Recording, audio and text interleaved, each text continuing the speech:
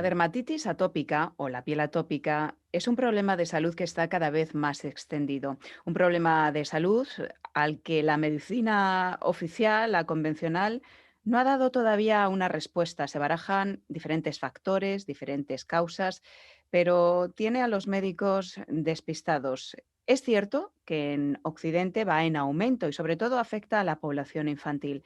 Para hablar de este problema de salud tenemos con nosotros hoy, y se lo agradezco enormemente, a la doctora Laura Moya, que es dermatóloga integrativa, es directora y fundadora de Integraderm y además ella es especialista en dermatosis crónicas y autoinmunes, con máster además en psiconeuroinmunología clínica.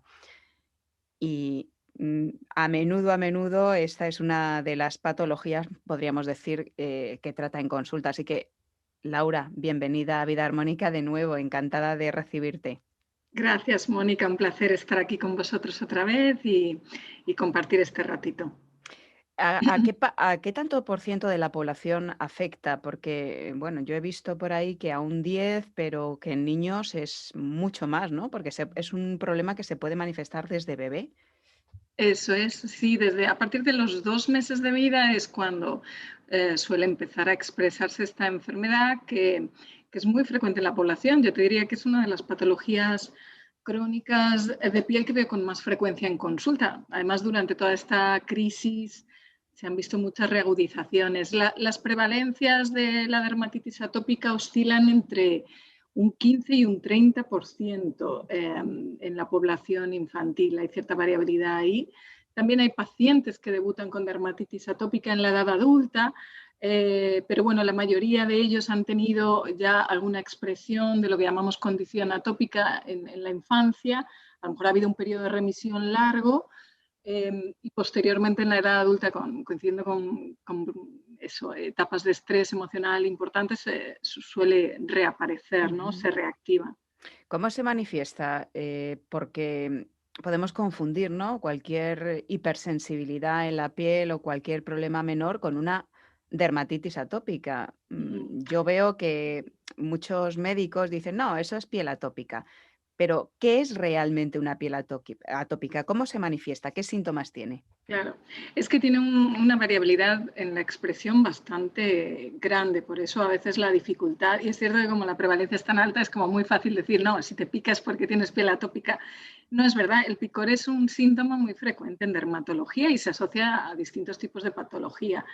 La dermatitis atópica se suele expresar habitualmente en forma de lo que llamamos los dermatólogos xerosis, que es como una sequedad en la piel extrema, es una sequedad, es una piel que al tocarla ya incluso notas como esa textura, ¿no? Mucho más, muy Ru- descamativa. Rugosa, Esa es ¿no? una rugosa que incluso poniéndole muchísimo hidratante, muchos productos emolientes que llamamos nosotros, dura muy poquito el efecto de la Ujú. hidratación en la piel.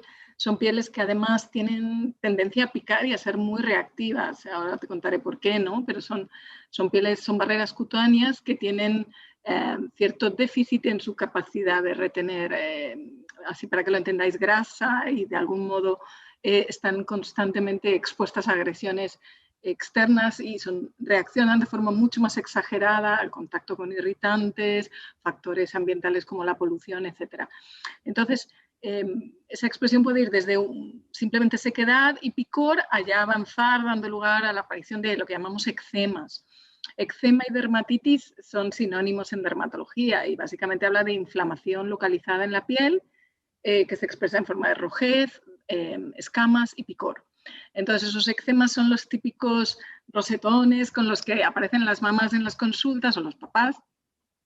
Y típicamente en la dermatitis atópica uno de los datos claves es la aparición de esos eczemas en zonas de fricción, en flexuras, lo que llamamos flexuras, muy típico en cuellos, en axilas, en extremidades, pero en las flexuras de extremidades, hueco popliteo, lo que llamamos hueco popliteo, y en la zona flexura de codo.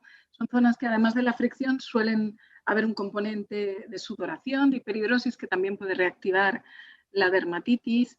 Es una barrera cutánea que reacciona de forma exagerada, como te he comentado, Ujú. ante mínimos agentes físicos, químicos y por supuesto también factores endógenos como el estrés emocional, etcétera, ¿no?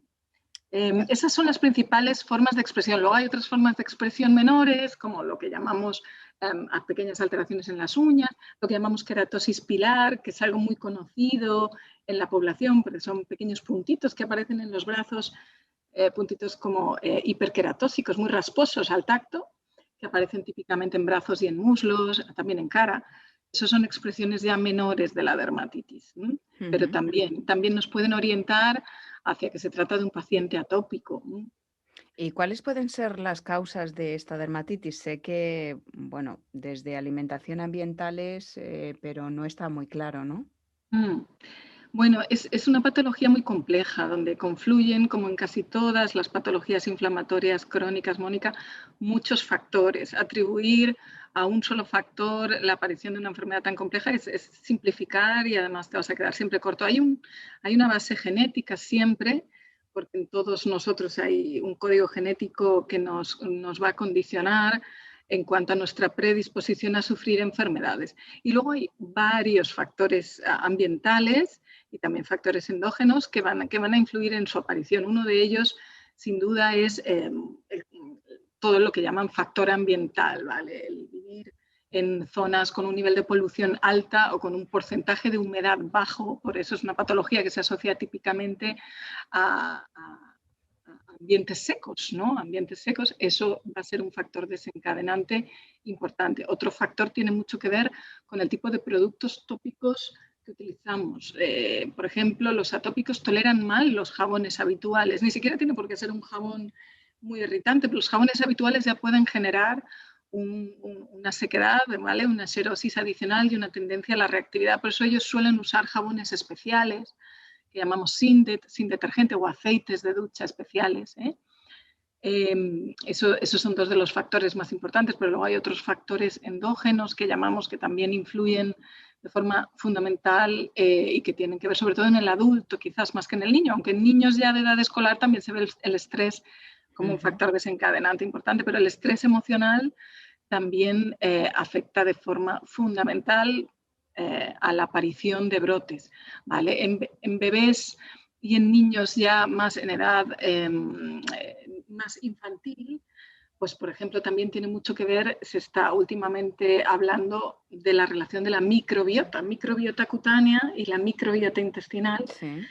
que supongo conocéis un poco el Sí, concepto, que es un sí. poco el conjunto de bacterias que habitan nuestra piel y nuestras mucosas y que tienen una función inmunológica. Esa función inmune también parece que en pacientes atópicos, sobre todo pacientes atópicos severos, puede estar alterada debido a que la microbiota de algún modo no está en el equilibrio adecuado. De hecho, se ha visto y hay cada vez más estudios que defienden que los partos vaginales, por todo lo que implica a nivel de microbiota cutánea, el paso por el canal vaginal del bebé, puede ser un factor protector de la dermatitis atópica en muchos niños genéticamente predispuestos porque les aloja ya o digamos les recubre ya de un revestimiento bacteriano muy adecuado que actúa como factor protector. Y todos estos factores confluyen en un nexo en común que es el sistema inmune, ¿vale? Es un proceso inflamatorio en el que hay un sistema inmune activo con una liberación de citoquinas por parte de nuestros linfocitos que van a generar todo esto. Digamos que son todos factores que rodean y afectan de forma directa a nuestra respuesta inflamatoria, ¿no? ¿Y qué soluciones hay? ¿Qué tipo de tratamientos? ¿Puede mejorar, curarse, desaparecer? ¿Cuál es tu experiencia? Cuando hablamos de enfermedades crónicas en general somos muy cautelosos a la hora de decir una curación definitiva. Yo creo que se curan las enfermedades agudas, ¿no? Las enfermedades infecciosas, los procesos. Las enfermedades crónicas, yo creo que la humildad de un profesional sanitario, que la debe tener siempre, las acompañamos. Ayudamos a los pacientes a gestionarlas lo mejor posible y para eso tenemos que partir de que entiendan en profundidad de qué se trata la patología, qué factores le están afectando y cómo él puede de algún modo empoderarse también en el manejo de su enfermedad. porque efectivamente los dermatólogos clásicamente tratamos con corticoides tópicos, otro tipo de inmunomoduladores tópicos como el Protopic, que son fármacos fantásticos y muy útiles y necesarios para la fase aguda. Pero la fase aguda solo es una parte de la enfermedad. Es necesario tratarla, pero luego necesitamos actuar, que es lo que hacemos desde la dermatología integrativa, un poco en ese largo plazo, en el mantenimiento de la mejoría, en evitar que la recurrencia aparezca enseguida, ¿no? Y ahí es donde es muy importante que el paciente entienda cómo esos factores influyen y adquiera buenos hábitos de higiene e hidratación, adquiera buenos hábitos relacionados con el manejo de su estrés emocional y de su vida emocional, y adquiera buenos hábitos también en relación a la dieta, porque la dieta también se ha visto y cada vez hay más evidencia que puede tener un impacto. ¿Cuánto impacta ese factor en cada paciente? Es un poco la alquimia de esto. O sea, y no puedes hablar de que cada paciente el factor alimentario tiene un peso, en otros pacientes claramente hay un conflicto emocional que percibes desde la puerta de entrada que está afectando a la activación de su enfermedad. Y ese es un poco el desafío, ¿no? Ver más allá del tratamiento agudo que es necesario, cómo puedes darle las herramientas para que esa fase de mantenimiento sea lo más eficaz posible y él adquiera conciencia también de todos esos factores, ¿no? Claro. En la alimentación he leído que hay estudios que relacionan pieles atópicas con, por ejemplo, la falta de vitamina B. Entiendo que aquí es en general una buena alimentación completa, variada, equilibrada y no tóxica, evitando tóxicos tanto en alimentación como en cosmética y en casa en general, en productos de limpieza, que eso va para todos. Claro, también actúa como irritante, como alérgeno, ¿no? Todo lo que son tóxicos y todo lo que es toxicidad en general es mejor evitarla, no solo para la dermatitis atópica, para tu salud en general. Pero es cierto que ha habido mucha controversia alrededor de qué impacto tiene la alimentación en la dermatitis atópica. Se sabe que hasta un 20% de los atópicos pueden desarrollar alergias alimentarias a lo largo de su vida, es lo que llaman marcha atópica, ¿no? O sea, es una condición que te predispone. La condición atópica no solo te predispone a la dermatitis atópica, sino que puede asociarse a lo largo de los años con la aparición de rinitis alérgica, de asma, se van afectando otras barreras mucosas, ¿no? Y además en un 20% se desarrollan alergias alimentarias. Entonces se ha discutido mucho cuánto hay de la alimentación en desencadenar el brote. Entonces, sí se sabe que, por ejemplo, en niños con alergia a la proteína de leche de vaca, la eliminación de ese alérgeno puede favorecer la evolución. De ahí a decir que es la alimentación la causante de la dermatitis atópica no me parece correcto. Pero efectivamente, si apostamos por una alimentación antiinflamatoria, digamos, una alimentación equilibrada basada en, pues ya sabes, pescado, carne, fruta, verdura. El pescado en general es muy bienvenido, sobre todo los pescados azules por su alto contenido en ácidos grasos omega 3, que tienen un papel muy importante en la dermatitis atópica, siempre va a beneficiar. Otra recomendación que desde el punto de vista de la psiconeuroinmunología hacemos es limitar ciertos alimentos como las carnes rojas, por ser más antigénicas o generar más reactividad inmune. Hay siempre con mucha cautela, porque todavía la evidencia científica se está generando al respecto, pero sí, cada vez hay, y nosotros lo vemos en la práctica clínica, como hay un margen de mejoría con la mejora de la dieta, evidente. Entonces, afecta sobre todo a población infantil, pero evidentemente va en aumento según los datos también en población adulta. Me ha parecido interesante esa relación, ¿no?, entre brotes relacionados con la situación emocional que nos está dejando toda esta pandemia. ¿Cuál es el peso de lo emocional? Pues muy alto. Es muy difícil que te dé un número, me cuesta mucho cuantificar, pero hay cantidad enorme de estudios publicados al respecto del factor emoción, de lo que llamamos ansiedad, síndromes de ansiedad, cuadros de ansiedad pura y dura. El tema de la ansiedad y la piel y de los trastornos psiquiátricos y la piel, además hay un círculo vicioso entre la ansiedad y el picor. De algún modo, la gente con un nivel de ansiedad y de activación alta va a percibir el síntoma subjetivo del picor con mucha más intensidad. Pero además ese picor va a generar más rascado, el rascado va a generar más inflamación en la propia placa de eczema, que a su vez va a generar más picor y más ansiedad. Con lo cual, cortar ese círculo vicioso no es fácil. Y interpretar y cuantificar cuánto hay de componente, digamos, psicoemocional en cada paciente no es nada fácil, sobre todo si yo no soy psiquiatra, no soy psicólogo, puedo tener sensibilidad hacia el tema, pero sí es cierto que nosotros intentamos ver o tenemos la sensibilidad para poder percibir cuánto hay. El paciente además en la consulta te lo cuenta porque nuestras entrevistas son largas y hay pacientes que llevan el conflicto psicoemocional en la puntita de los dedos, como yo digo, y estamos a lo mejor a fácil la mitad de la consulta hablando de cierto conflicto que está muy latente, muy presente y generando un malestar en su vida a nivel psicológico muy alto. Entonces, intentar mejorar una dermatitis atópica severa sin atender ese lado es dejarte una pieza importante del puzzle fuera, ¿no? Es importante, entonces yo muchas veces ayudo a que se den cuenta de que puedan necesitar un apoyo profesional desde el ángulo que sea, la psicoterapia, hay otro tipo de terapias alternativas muy interesantes para ayudar a la gente. Y siempre les invito, ¿no? Luego cada uno Claro.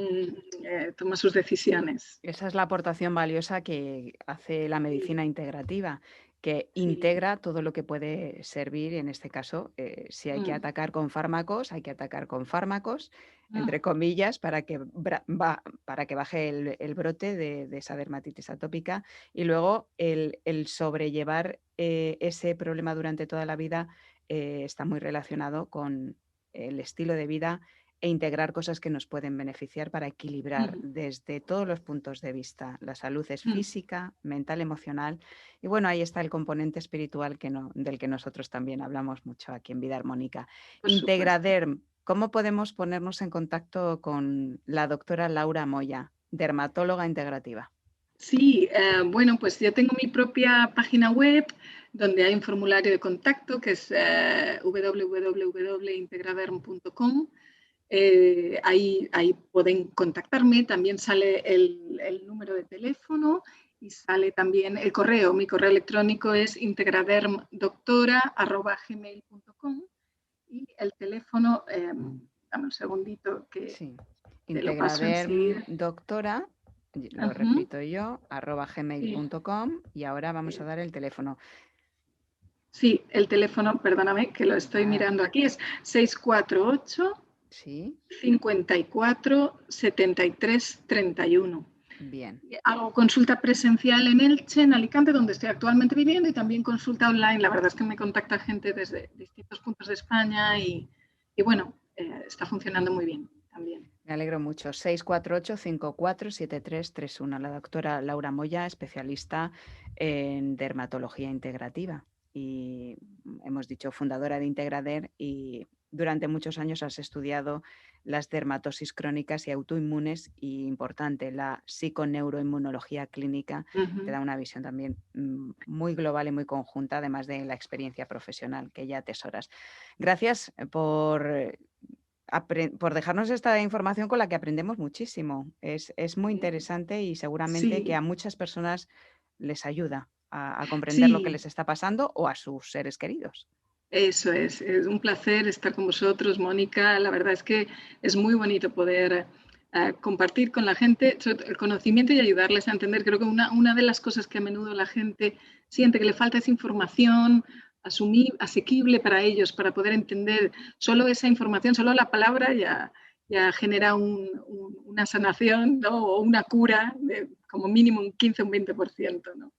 La Pues información es importante, sí. muchas gracias por esa labor Sí. y por estar en Vida Armónica una vez más. Hasta la próxima. Gracias, Gracias, gracias Laura. Mónica. Un abrazo, un abrazo. Adiós, adiós.